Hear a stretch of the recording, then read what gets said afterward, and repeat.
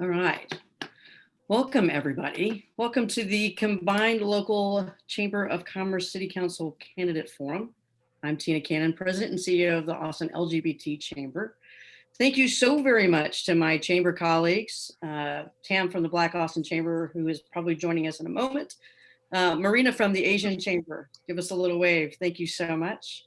Alicia from the Young Chamber, and Miss Dana Harris over at the Greater Austin Chamber. Thank you guys very much for co-hosting these and combining it down into one forum and one candidate questionnaire. We really appreciate that. Today, folks, we're going to hear from candidates running from districts 2 and 4. You can learn more about the candidates and how to reach them and their answers to a detailed candidate questionnaire by visiting keepaustinvoting.com. Today's session will be available to rewatch shortly after this broadcast. And on Friday, September 18th at 3 p.m., we'll host the remaining City Council candidate forums, Districts 6, 7, and 10. And should you miss any of the live forums or can't wait to watch it again, please visit keepaustinvoting.com for videos, candidate profiles, and the full candidate questionnaire. So please allow me to introduce our moderator for today's candidate forum. Please welcome Mr. Rich Siegel. Many of you will recognize Rich from Longhorn games and television. Rich was a broadcast meteorologist for more than 35 years.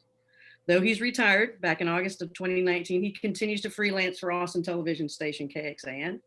Rich has been a part of the Austin LGBT Chamber of Commerce for more than 10 years, serving twice on our board of directors.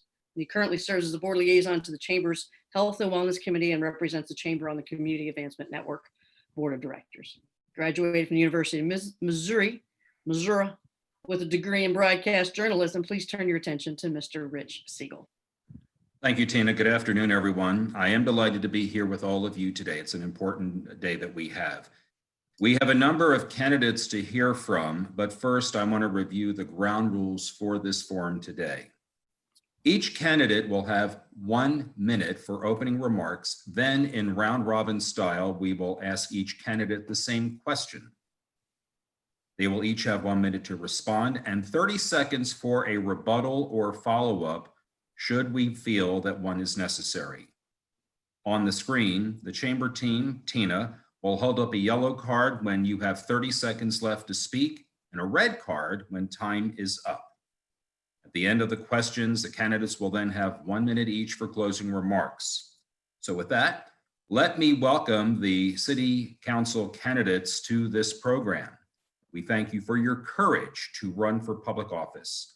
Keep in mind we have candidates in this event that are running in 2 separate districts. District 2, Vanessa Fuentes, David Chinkanchan, Casey Ramos, and Alex Stringer. And in District 4, the incumbent, Greg Kassar. So let's get started. Our first question, tell us your name, the district that you are running in, and what makes you different from your opponent, and why small businesses should support you. And we'll start with Vanessa Fuentes. Hi, everyone. My name is Vanessa Fuentes, and I'm running to serve my community on Austin City Council District 2 in Southeast Austin.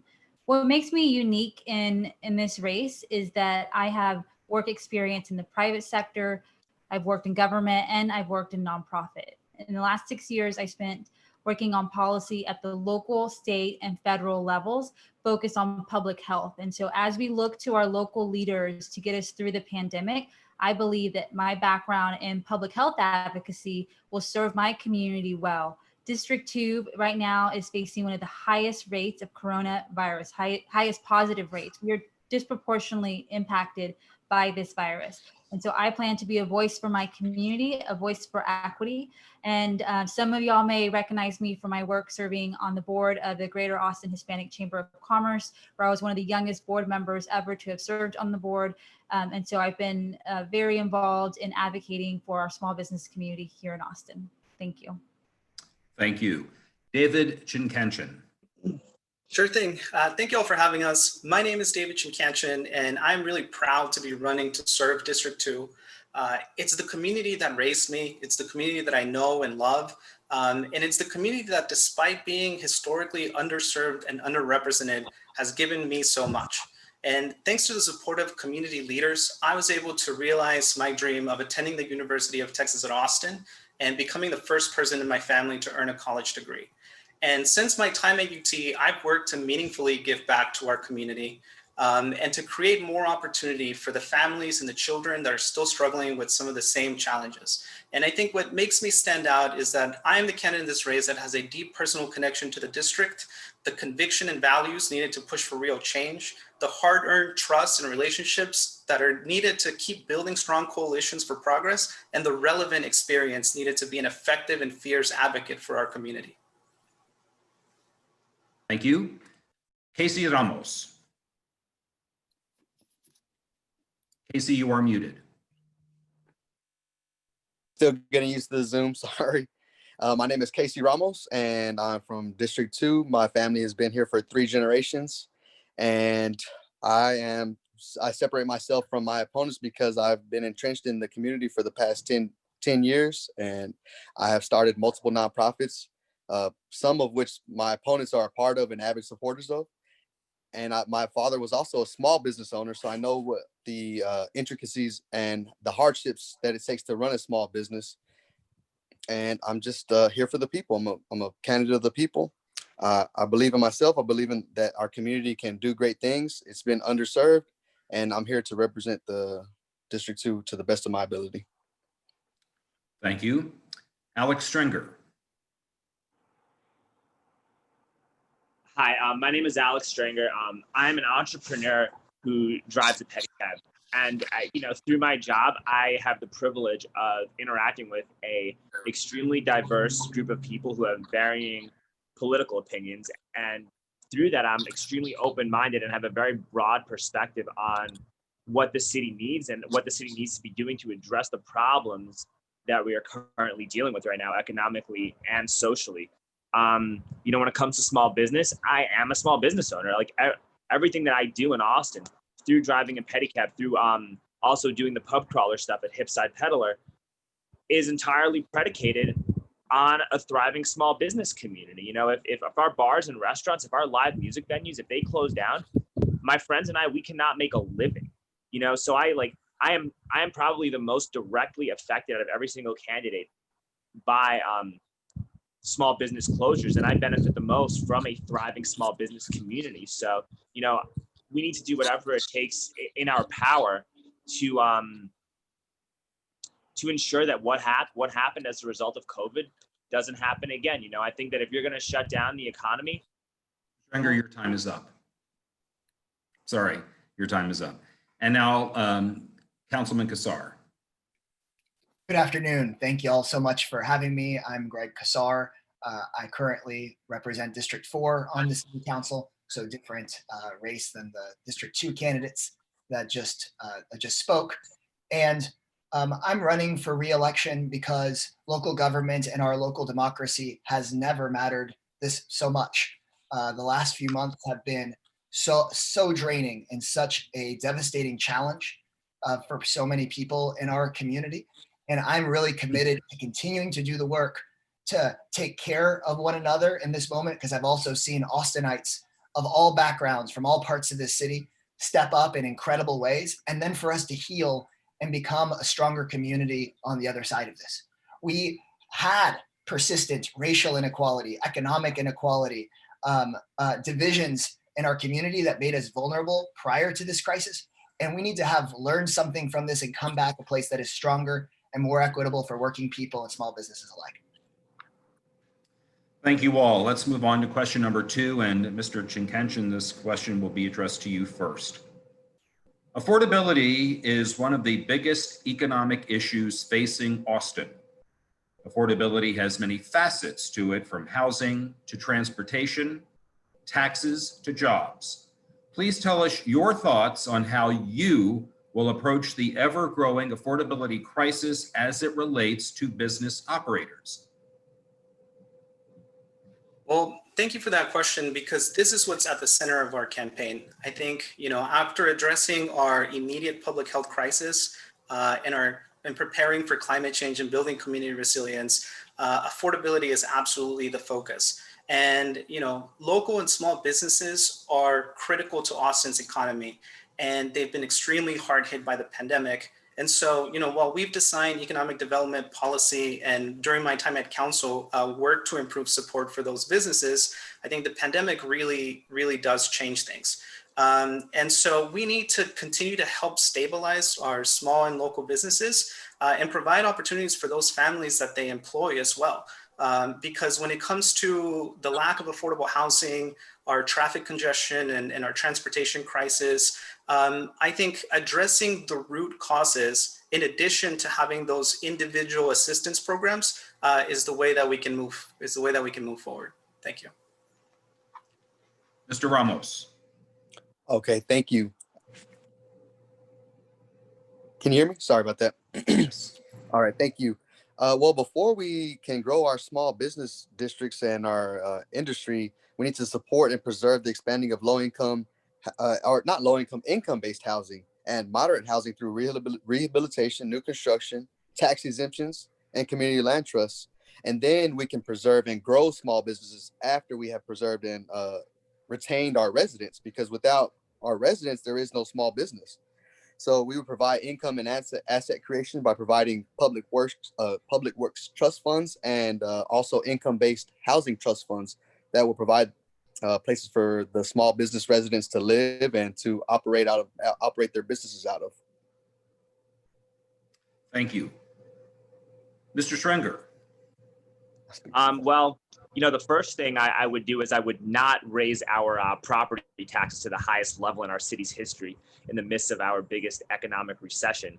That doesn't seem to help any small business owner faced with what we're facing. Also, we deducted $175 million from our police budget, and I'm all for police reform, but when not a single penny of that money is going towards actually helping the small businesses that were directly affected by our city council, putting them out of work, well, you got to be honest and you have to question whether or not these people actually care about preserving small businesses.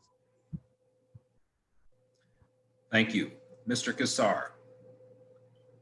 When I talk to folks in my district, outside of what people are facing the pandemic, affordability remains a top concern. And that's critical for small businesses and everyday workers. So I believe we need more housing at all income levels in all parts of our city. We need to put in place a mass transit system that we should have had generations ago, so that people don't have to pay so much to build parking lots for their small businesses, so that people can affordably get around the city without having to own sometimes 2 cars or more. That's a major cost driver for people. And we also need to recognize that for our working class folks and lower income people, we do need to prioritize funding like we did in 2018, alongside folks in the affordable housing community, activists, and the business community, passing the historic 2018 affordable housing bonds, and then things like Affordability Unlocked that allowed for thousands more of those dollars to be stretched to create thousands more housing units is really important. So I know that affordability is critical for keeping a small business open and for attracting great employees. Thank you. Ms. Fuentes. Yes, thank you.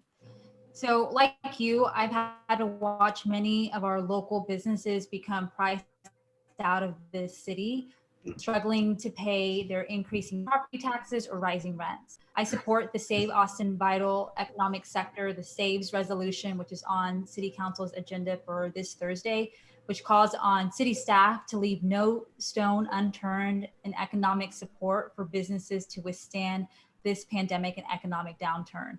Additionally, I believe that we need to rein in our rising property tax increases, which fall heavily on small businesses. As a former active chamber member, I understand these issues and will continue to fight for our local businesses. Thank you. Question number 3, and Mr. Ramos, you will be the first one to speak on this. The Land Development Code, LDC, has not been updated since the 1980s. Austin needs more affordable housing, more retail, business and creative space, inventory. Please tell us where you stand on the rewrite of the LDC, on transit-oriented density, TODs. How will those positions impact small business success in Austin? And will you support an affordability plan to include the utilization of land banks. You're still muted, sir. I will absolutely support a plan to utilize public land banks because those are some of the most efficient and least costly ways to purchase land to build affordable housing on. And as far as the land development code, high density high density designations of homes is just not what we can afford, because if we build densely, it's just going to cater to the market and not cater to the affordable housing. And also the definition of affordability within the land development code does not fit our district. 80% of the median family income is around $77,000, I believe. And most people in our district make 50,000 and below, even with two incomes. So we need to adjust the median family income percentage, and we need to adjust the density. So in our neighborhood, we are a low dense neighborhood, and we would like to keep it that way, because if we want to bring in density, it's just, again, the developers are going to go to the highest bidder. And so we need help from the city. We need ordinances. We need designations of transition zones that are going to actually benefit the community and not drive the community and price them out. Thank you. Mr. Strenger. The city of Austin needs to do a better job of making it easier for people to keep their homes, and also for them to make improvements on their homes without being subjected to burdensome regulation costs by the city.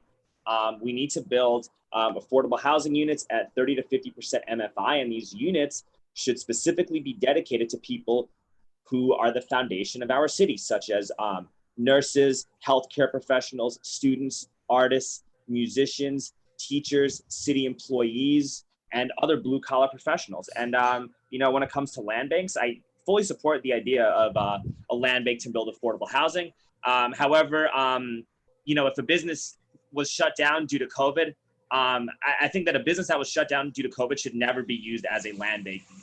When you tell a business owner that they can't operate their establishment without providing just compensation, you should not be allowed to buy that space if they were forced to shut down due to your actions. It starts to question as to whether or not these shutdowns are even about public health. Thank you. Mr. Kassar. The current broken land development code is driving more unaffordability. We are seeing in neighborhoods where there's been no change in zoning, just little houses get torn down and replaced with really, really expensive big houses, without including the middle class and working class housing that we so desperately need. And so we badly need an update to the land development code. Some of the changes that I've sponsored have been things like you should be allowed to build it as a granny flat if you are allowed to build it as an extension to your house. And we've seen so many people take advantage of that because there were rules that were put in place by the city, oftentimes decades ago, that have really made our city more expensive, more vulnerable to flooding, and to pushing out jobs outside of our city, to be pushing people out of our city. And we need to build that middle class housing as well as the working class 30 to 50% MFI housing that's been talked about. We actually have 11,000 of those homes currently subsidized by the city. And in the pipeline, we have 11,000 more. So we are on track, and I'm committed to over doubling the amount of low-income housing that the city can provide to people. Thank you. Ms. Fuentes. Thank you. So, first we must update our land development code to reflect Austin's present and our future. The last land development code update, comprehensive update, was in 1983, which is actually before I was born. So a lot has changed in over 30 years. And, Austin was half the size in the 80s that it is now. So fundamentally, we have to update our land development code. So saying all this, I still don't believe that we found a real middle ground between supporting our city's population growth by creating affordable housing and ensuring that our residents, that includes increased density along our major corridors, particularly in areas where we have the necessary infrastructure to sustain the development. I also support the equity overlay to help protect our residents at risk of displacement. small businesses like low-income Austinites can be heavily impacted by gentrification and rising rents. We have to be careful who we displace as we Excuse me, Ms. Fuentes, your time is up. community land trust. Oh, thank you. And Mr. Chinkanchen. Thank you. Well, to answer the question, I support adopting a new land development code, updating our transit-oriented development plans, and implementing our strategic housing blueprint, including community land trusts, including land banking strategies as well. I think that our housing shortage has been one of the major factors driving displacement and gentrification. And I think we need to take bolder action if we're going to deliver greater affordability and ensure that Austin families have the ability to stay, to return in their communities. And I'm prepared to do that by working on implementing our strategic housing blueprint and pushing for a new land development code that meets the challenges that Austin is facing today. And that's why the central focus of my campaign is building an Austin for all, a community where every single family, regardless of where we come from, has the opportunity to pursue their dreams and achieve their potential. And I think in order to accomplish that, we need to follow through on the council's direction to prioritize all types of homes for all kinds of people in all parts of town. Thank you. Thank you. Question number 4, Mr. Strunger, this is addressed to you first. This pandemic has hit small businesses and the employees very, very hard. What will you do to support job creation? All right. Well, the first thing I would do is I would actually put money into our budget to actually help the businesses that were directly affected as a result of COVID. You know, like I said earlier, the city defunded $175 million from APD. And while we need meaningful police reform, the fact that not a single penny went to those establishments that were the most directly affected and the most directly harmed as a result of COVID really has to question our priorities. And, you know, as a council member, I would be 100%, I would be like a big, big, big advocate. I would be like 100% on board and very, very like a huge proponent of getting that money and providing meaningful aid to the businesses that were directly affected by the pandemic, such as live music venues, the bars, the restaurants, you know. And another thing I would also do is I wouldn't be sending out tweets in the middle of game day telling people that we shouldn't have a football game when the bars and restaurants and all these other venues need that extra boost as a result of the UT football game. So, I mean, that's really all I got to say to that right now is I would be providing aid and providing help to these small businesses should be our #1 priority and the primary thing that we need to all work together on. And it's kind of sad that that's not really the case right now. Thank you. We'll have a follow-up in just a moment, but we want to give everyone a chance to answer this particular question. Mr. Kassar, you're next. We know that we actually got a panel together of economic experts from the whole ideological spectrum of economists. And they unanimously came back to the city and said the best thing we can do to address the economic crisis is to address the underlying public health crisis that is causing it. And so we have gone all in on addressing the public health issues in our community to save lives, and also because it's the right thing to do to protect people's livelihoods as well. So we've put together a over $100 million budget for economic support that's broken up into chunks for individuals as well as small businesses. I'm very supportive of the SAVES resolution coming up for us to put millions of dollars more into helping some of our small businesses from having to close. But I think we really have to focus on how is it that we can address and end the COVID crisis that has so needlessly escalated because of poor leadership at higher levels of government, so that we can get people back to work, but in a way that is safe so that we don't have to shut down again or suffer more needless death. Thank you. Ms. Fuentes. Yeah, absolutely. You know, first and foremost is making sure that we have a good handle on the global public health pandemic that we are facing. You know, I'm very happy to see that City of Austin, in the absence of leadership from our state and federal level, our local leaders have stepped up to provide direct financial assistance. I would like to see more of that. I'm very happy to see the SAVE resolution on council agenda, and I'm looking forward to what city staff comes back to recommend additional tools and how we can best support our businesses to withstand the pandemic. I think we should consider looking at rent abatements, rent cancellation policies for our small businesses. Also looking at how can we relax requirements and ease, streamline the permitting process. And it starts with talking to our businesses. I spoke with one small business from my district this morning who talked about that while they were eligible to receive the up to $40,000 grant from the city, that actually only covered 1 month's rent. We are in month 6 of the pandemic. And so it's just not enough. Our federal government really has to do a lot more in providing additional resources. Thank you. Thank you. Mr. Chinkanchan. Thank you. I want to echo some of the other candidates who mentioned, priority number 1 is addressing our health crisis. And I appreciate the leadership that the council has taken to provide protection and services and financial assistance to many of our most vulnerable residents. Because in our community in Southeast Austin, we are being disproportionately impacted. And we have many frontline workers who aren't being given the essential protections that they need and deserve. I also agree that those individual assistance programs, while necessary, they can make a big difference, but they alone aren't going to accomplish the goals that we're talking about. We really need to tackle that affordability crisis that we were talking about earlier. And I think that requires access to safe, healthy, and affordable housing, making sure that people have shelter and options, access to frequent, reliable, affordable public transportation. And I think we need to create more educational and economic opportunities. In general, we just need to build more community resilience because we are going to face future pandemics, future disasters, future economic downturns, and we have to be better prepared. We have tools that are here to learn. Thank you. Mr. Ramos. Thank you for asking that question. It's very important in our district right now. Many of the people in our district before COVID were already struggling, living below the poverty line and looking for jobs and looking for economic support. So what I would do is I would work with the Small and Minority Business Resources Department with the City of Austin, and I would advocate that we take out $1 billion bond versus paying $9 billion for a rail that we won't use or won't be able to use for 10 to 15 years. And I propose that we take out a Public Works Trust Fund bond that will pay the community back tenfold, and it will also serve a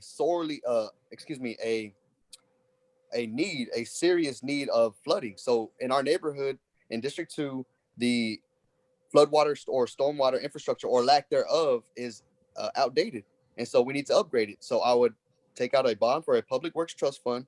I would contact all minority businesses or small businesses within our district to rebuild it. And then on top of that, I would ask to take out another $1 billion bond for a income-based housing trust fund that would supplement this other bond. And on top of that, so we could have the infrastructure to build on top of. And once again, I would work with the Small and Minority Business Resources Department to contract all of the contractors within our district so that the money circulates within our district and does not leave. Thank you. If at any time you need the question repeated, please ask. I'm more than happy to repeat the question for you at any time. The follow-up question to this, and Mr. Kassar, you'll lead off on this one. Will you support the City of Austin's unanimously approved economic development policy, commonly referred to as Chapter 380 agreements, as a way to attract jobs to our region? Yes, I was happy to support the updated policy that really focuses on pulling folks out of poverty and then also saving some of the struggling parts of our creative sector that are being impacted by the affordability crisis. And I also believe that apart from just those very specific incentive programs, we need to support our small businesses with great public investments. And I hope and imagine that y'all are going to ask about Proposition A on the ballot coming up, because I think that one of the best incentives we can provide to living here and to running a business here is to have excellent infrastructure, be able to actually get around in our city without having to sit in traffic, and to address some of the crises like climate change that we're facing. So I will continue to support that, which is targeted, but I think we also need broader based job creation programs that can bring in MB, WBEs, that can bring in our small businesses and support our city as a whole. Thank you. Ms. Fuentes. Yes, definitely. I support the policy. And similarly to what Councilmember Kassar said, I think we also need to look at our infrastructure. I know that when businesses are considering moving or headquartering establishing their headquarters in Austin, one of the first questions that they ask is, tell me about your water, tell me about your infrastructure. We are a growing city, and so we have to ensure that our growth is sustainable and that we have the necessary infrastructure to go along with that growth. And I look forward to having that conversation throughout today's forum. Thank you. Mr. Chinkenshin. Thank you. Yeah, I was serving as a senior policy advisor and chief of staff at City Hall when we were working on developing this policy, and I support it and I will continue supporting it because I think it's important to provide more opportunities to our local and small businesses, and that's critical to Austin's economy. You know, we also have to focus on creating and attracting middle-income jobs for our working families. One of my longtime concerns is that lack of middle-income jobs, because as Austin, has become more attractive for new and expanding companies, they often offer well-paying jobs, but they require higher degrees and specializations. And sometimes that has been unattainable for many of the folks in our Southeast Austin community, or they provide jobs that don't pay living wages that would allow people to sustain themselves as our cost of living increases. And so I want to remain focused on city policies that can help us create more middle income jobs and provide more opportunities for families in Southeast Austin and help keep our economy robust. And I think making meaningful investments in housing, transportation, and renewable energy, as well as real support for our small local businesses, is what can help us make real progress on that. Thank you. Mr. Ramos. Can you repeat the follow-up question again, please? Sure, I'd be glad to. Will you support the City of Austin's unanimously approved economic development policy, commonly referred to as Chapter 380 agreements, as a way to attract jobs to our region? Yes, sir. Well, anything that's going to attract jobs to our region is beneficial to our people. Again, like I said, prior to COVID, District 2 was already touching the poverty line. Many people in our district are struggling to have jobs, or and struggling to make do with the minimum wage. So I would advocate, in addition to this, I would advocate that we raise the minimum wage to at least $15 an hour. And I would propose that we keep supporting small and minority businesses, and in terms of the Small and Minority Business Resource Department, which is going to help small businesses grow. It's going to help our economy. It's going to help the middle incomes be able to retain their families within the city limits. And it's going to actually provide some opportunity for them to make a better living for themselves. And as a person who comes from a family of a former small business owner, I understand how important small business is. And it's the key to life. It's the key to taking control of your livelihood and surviving. Thank you. Mr. Strenger. I definitely support that. And I support 100% a policy that's going to facilitate rampant job creation in a way that's environmentally sustainable. And I also want to make sure that local Austinites are the primary benefactors of these new jobs that are being created. And another thing too is, we have our homeless population, it's increased by over 40% this year. And as a result of that, you just see a lot of encampments that just are dirty. There's a lot of trash and whatnot. And I think we should work on offering financial incentives to these businesses for doing cleanups and food drives so that we can help and address our homeless situation in a more humane and environmentally sustainable manner than what we're doing. And why not offer new businesses incentives to do something really good for our society? Thank you. Question 5, and Ms. Fuentes, you'll lead off. Being that this is a combined event with the minority chambers represented, what are your views on equity versus equality? Where do you believe the city can have a significant impact on diversity? Yeah, definitely.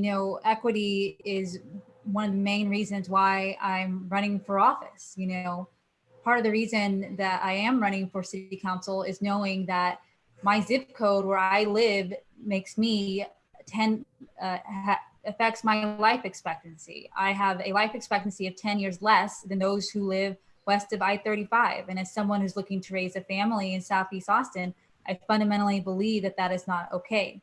Equity for me is understanding that there are parts in our community that are dealing with decades of institutional neglect.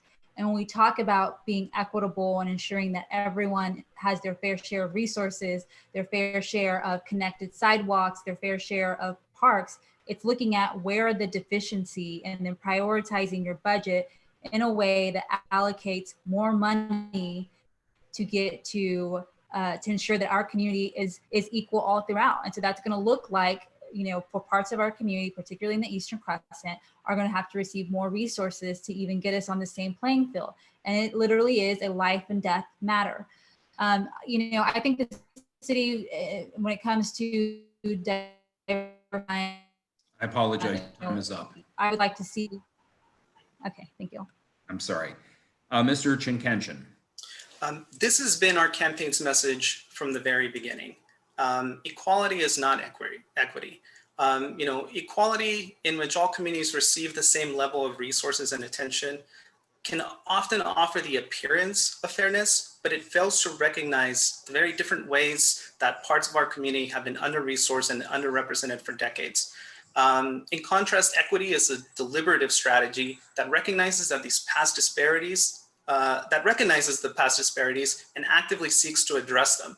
And, you know, in District 2 and communities like it, we have faced decades and decades of institutional neglect, and it has left us with these pre-existing conditions: substandard infrastructure, housing instability, food insecurity, and lack of access to quality healthcare. And we've seen the destructive effects of that during this pandemic. There are more positive COVID cases in our communities. There have been more death, there has been suffering.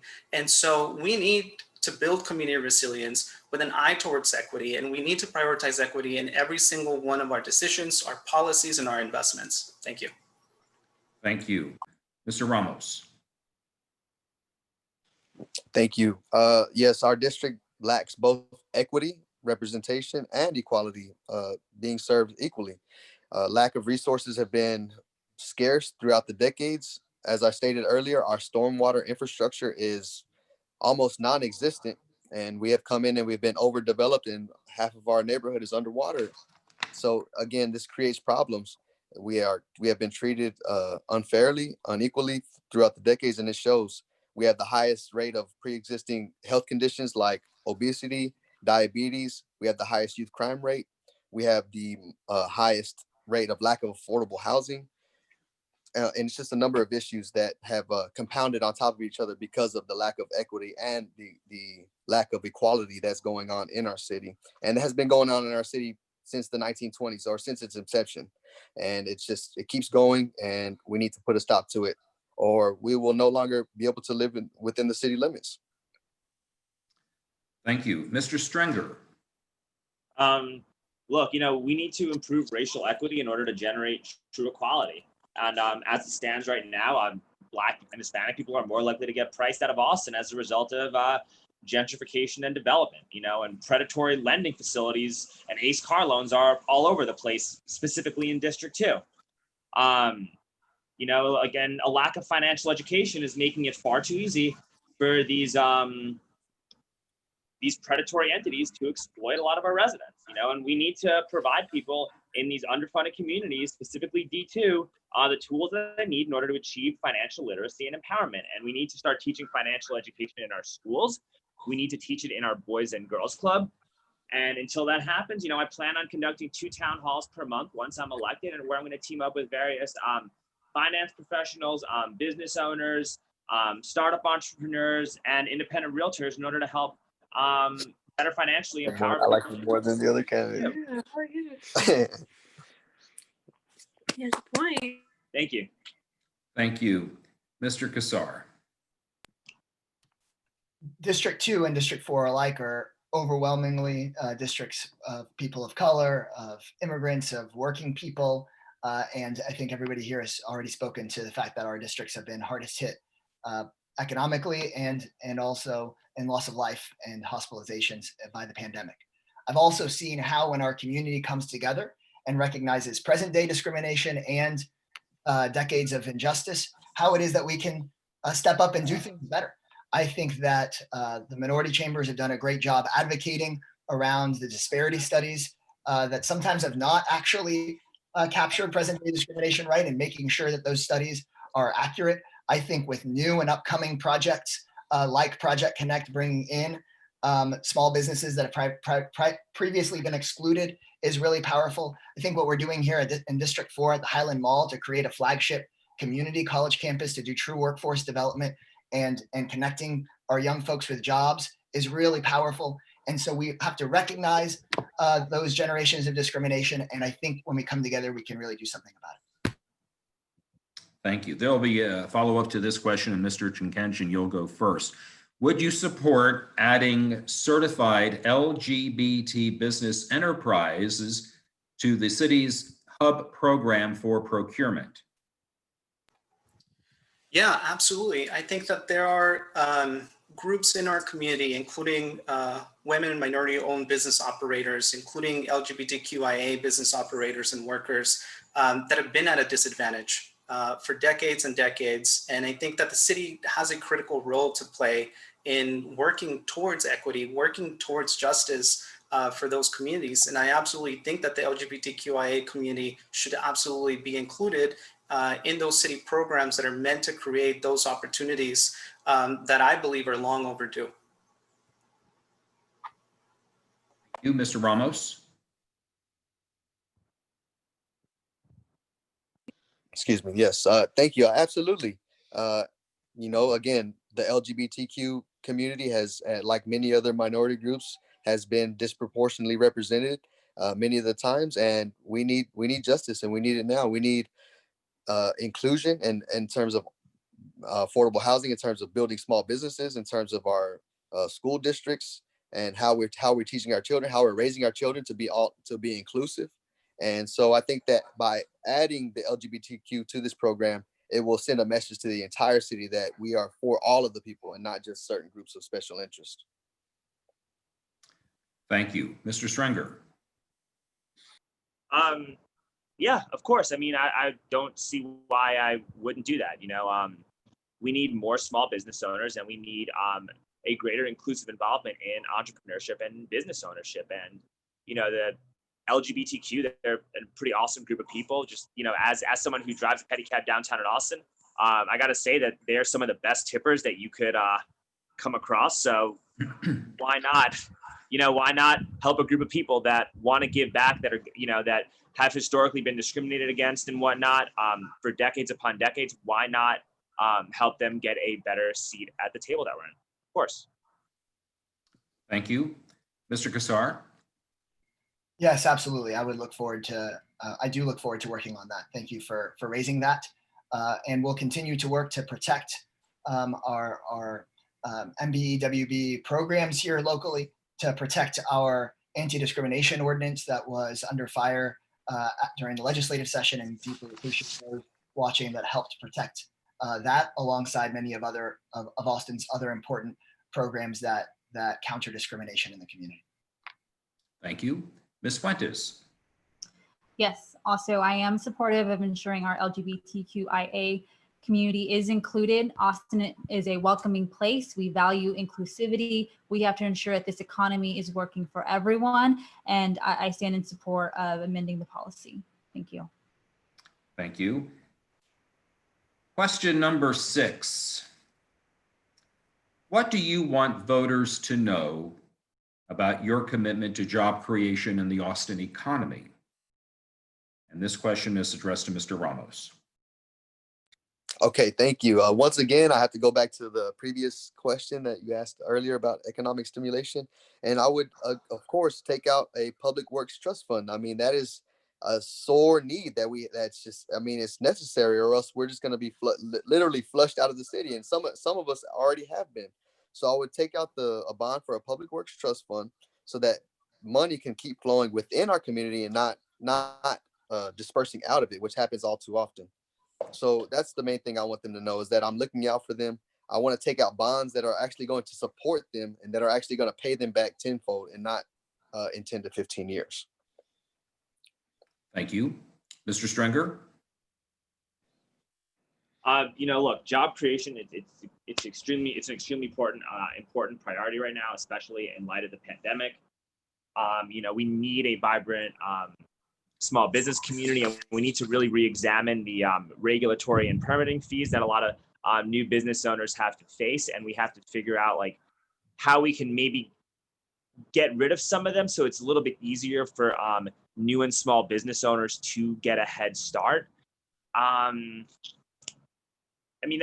That's really it, and I plan on just teaming up with members in the chamber and members within the business community to really see what steps we can take to help facilitate job growth and job creation as a result of this pandemic that's happening. Because a lot of businesses are not going to exist anymore, and there are going to be a lot of people that need jobs within the next 6 months to a year. So we need to really figure out every single venue possible to help facilitate the creation of new businesses to take some of their places.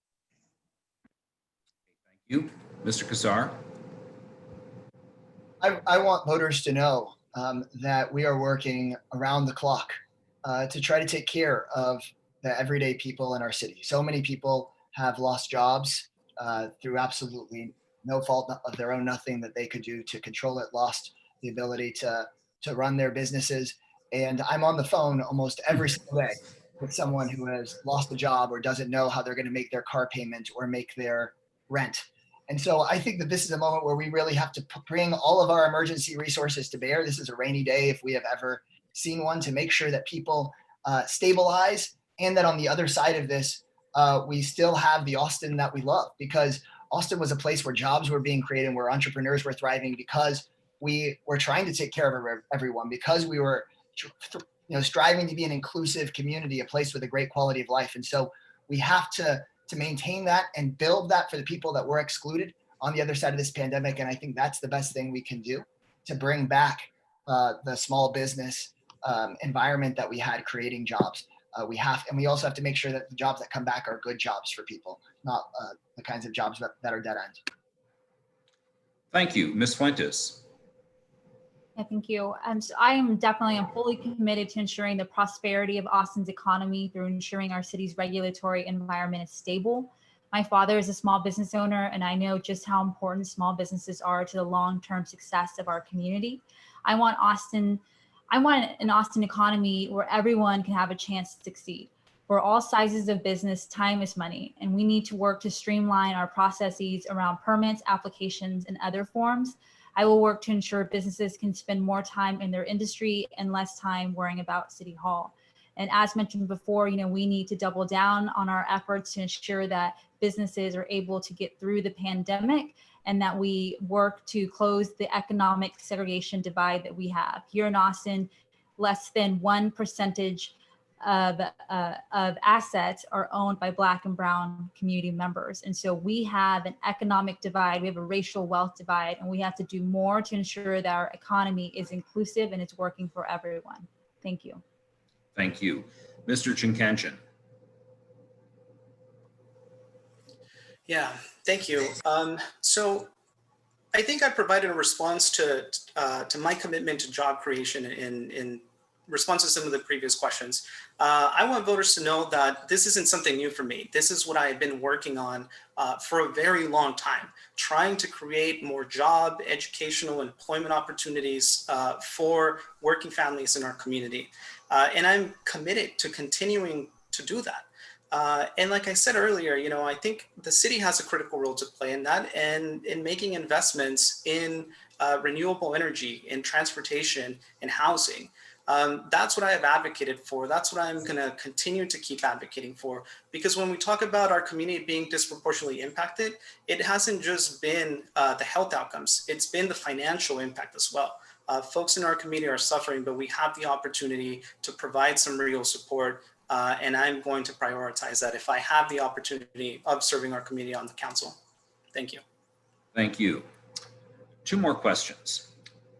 This first one is to Mr. Strunger. You'll go first on this. We're shifting to taxes. The state of Texas limited the percentage that a locale can raise taxes over a prior year from 8% down to 3.5%.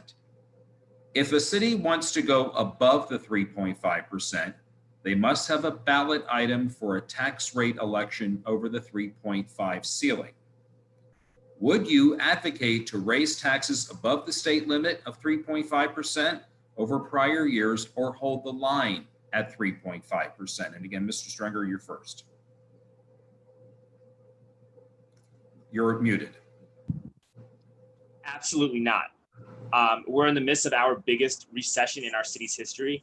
The threat to our small business community, as well as the threat of gentrification, these are more pronounced than ever before.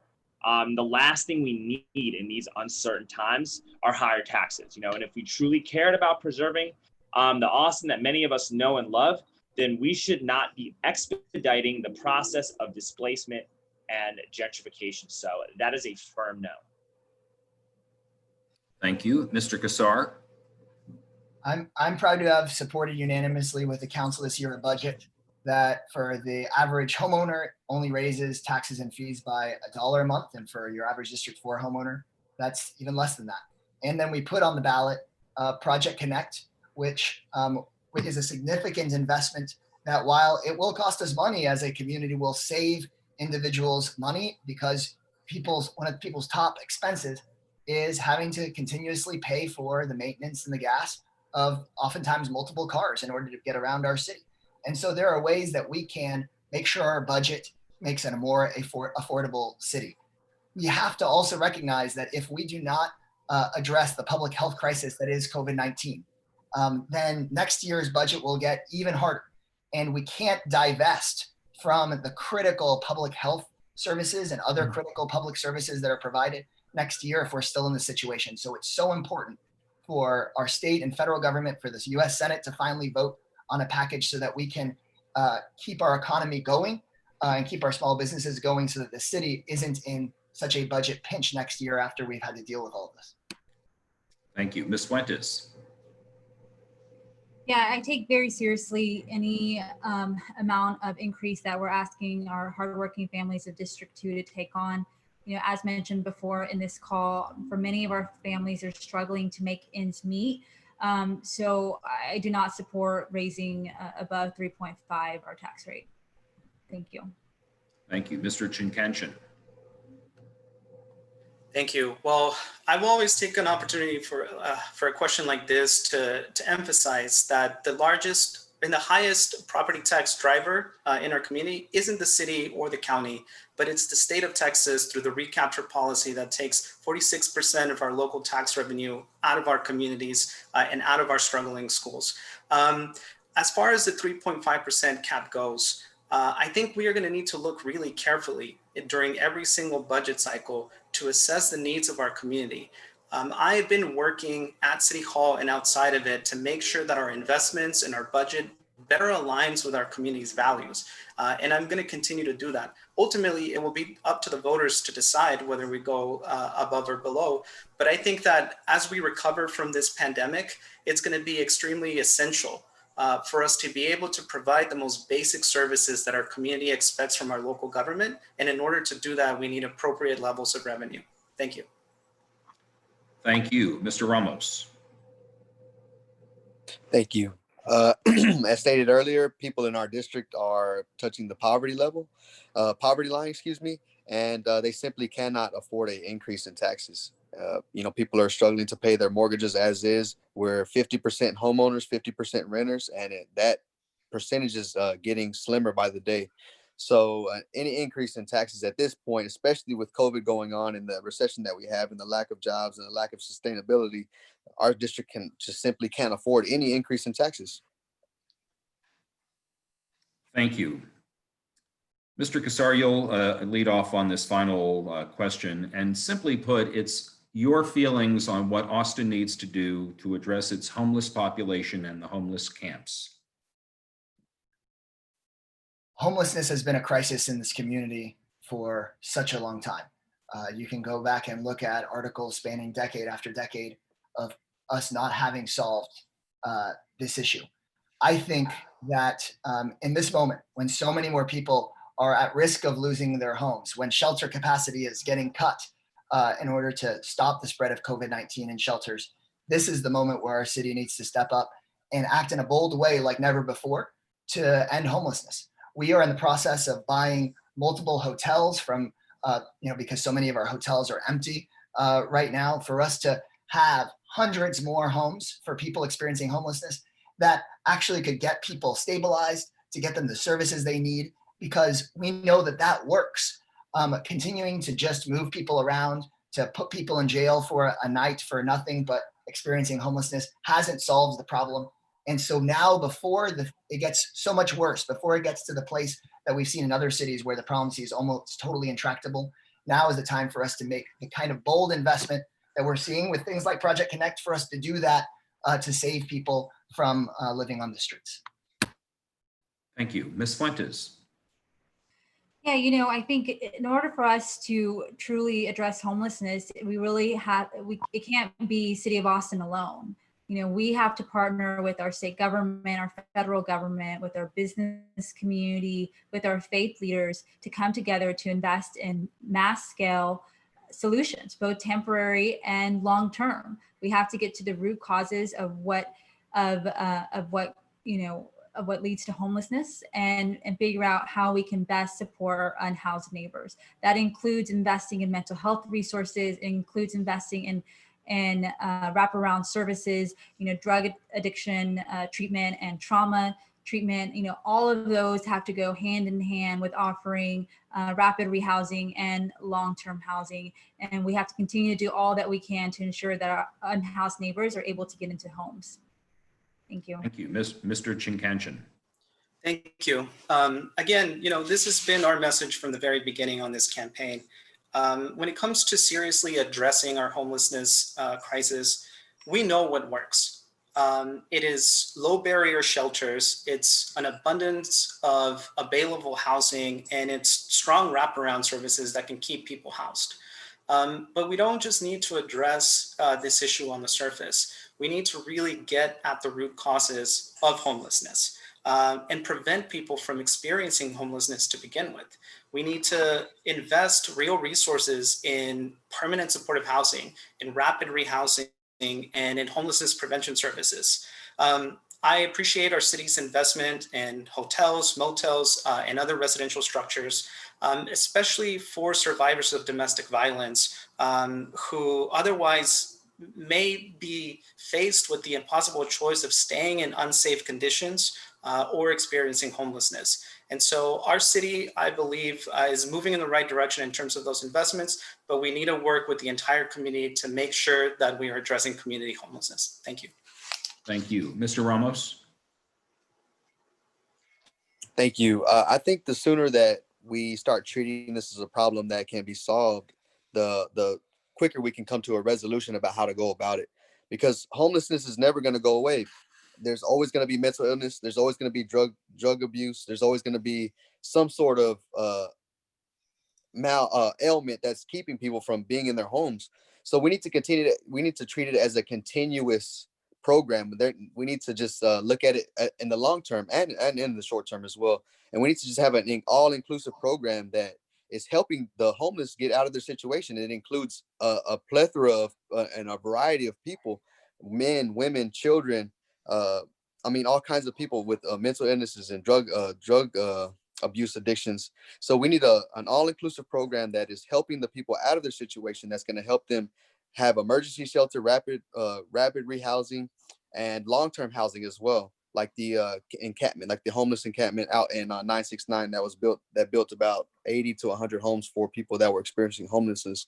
So more programs that are like that are all inclusive, that have drug rehabilitation, mental health counseling, and as well as educational services that inform people of Thank you, resources. Mr. Ramos. I'm sorry, your time is up. And No, Mr. that's fine. Thank you.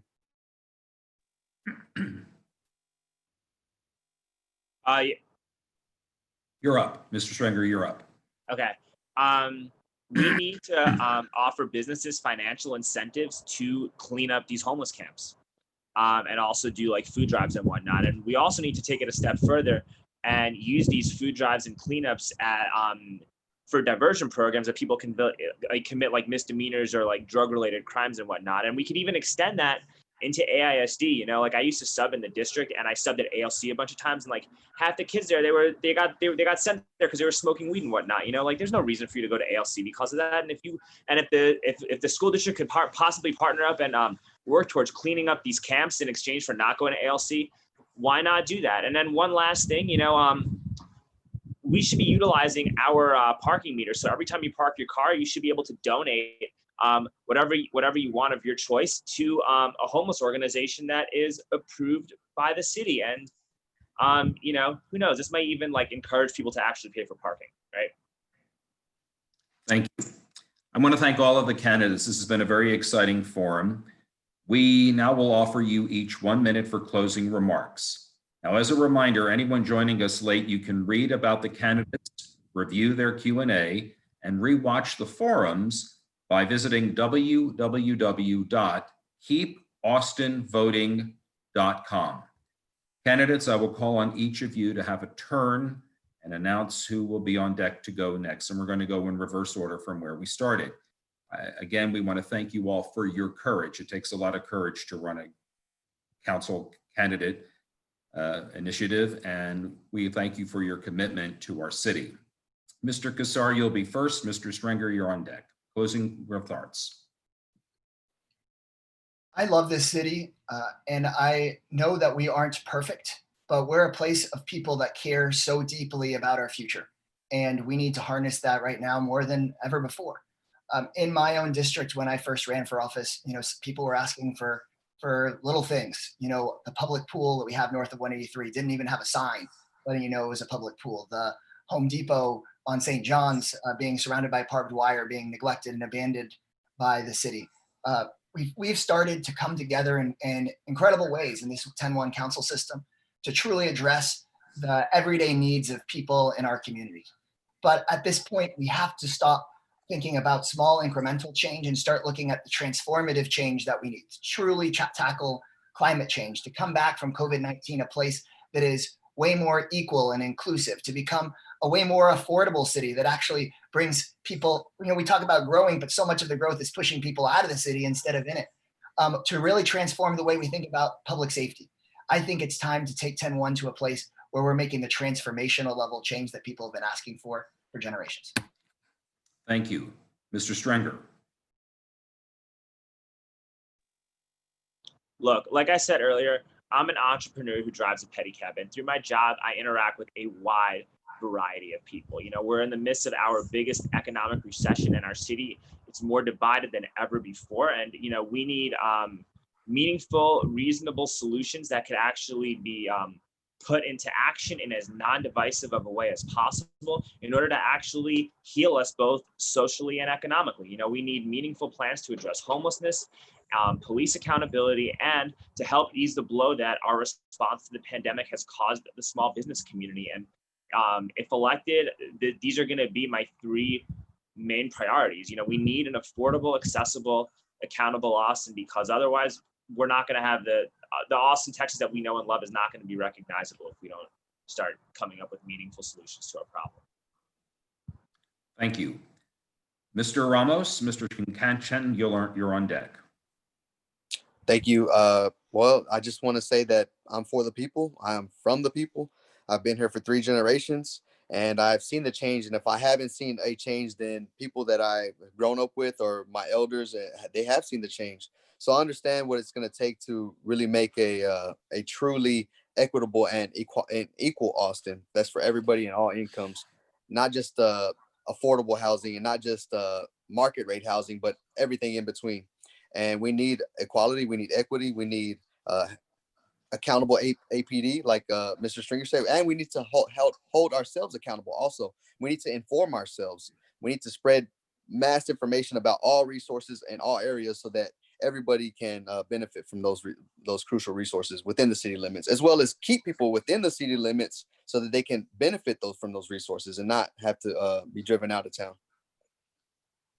Thank you. Mr. Chinkanchin and Ms. Fuentes, you're on deck. Thank you. I just want to emphasize the central message of our campaign, which is building an Austin for all, a community where every single family has an opportunity to pursue their dream and to achieve their potential.